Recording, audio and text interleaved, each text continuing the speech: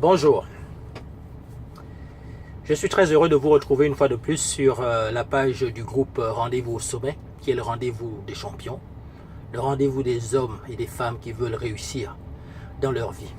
Souvent, beaucoup de gens me demandent réussir, c'est quoi? Ou c'est quoi avoir du succès?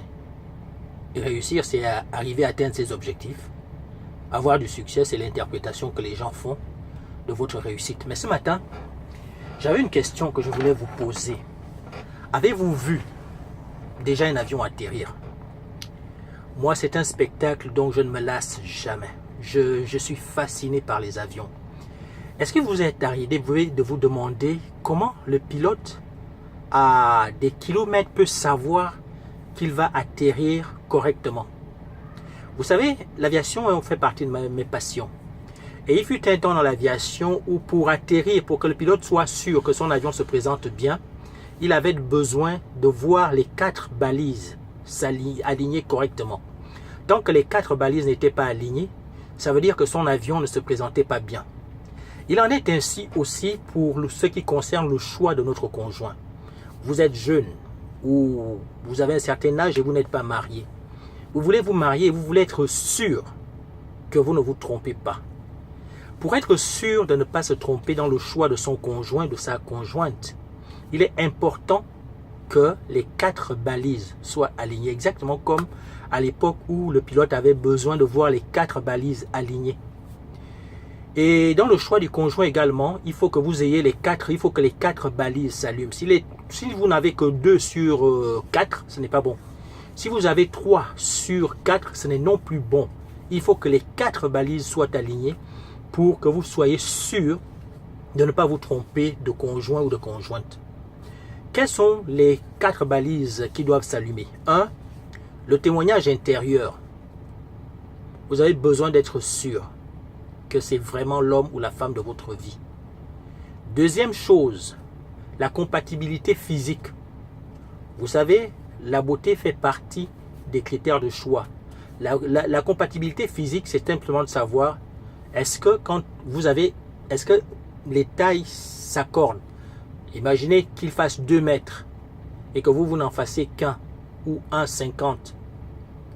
La compatibilité physique, c'est pas trop ça. Ou bien qu'il pèse 250 kilos, j'exagère, et que vous n'en pesez que 50. Compatibilité physique. Il faut également qu'il y ait la compatibilité intellectuelle. C'est-à-dire quoi? Ça veut tout simplement dire si vous avez un niveau doctorat, n'épousez pas quelqu'un qui s'est arrêté au CM2. Sinon, vous aurez des problèmes.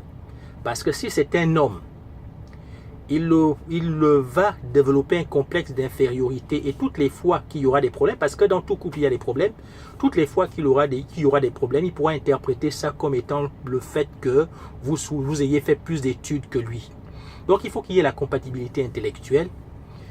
Ça c'est là. Je vous ai parlé de la compatibilité, le témoignage intérieur, la compatibilité physique, la compatibilité intellectuelle et le 4e point, la compatibilité spirituelle. Vous avez besoin, d'un point de vue spirituel, de voir les choses de la même façon. Si ces 4 balises ne sont pas alignées, alors il y a un feu rouge. Si vous vous engagez au mépris de ces 4 balises, ne soyez pas surpris si vous finissez devant le juge pour demander le divorce. Ce thème, je le développe un peu plus en profondeur dans une formation qui est payante. Très bientôt, vous pourrez consulter mon site qui est en préparation.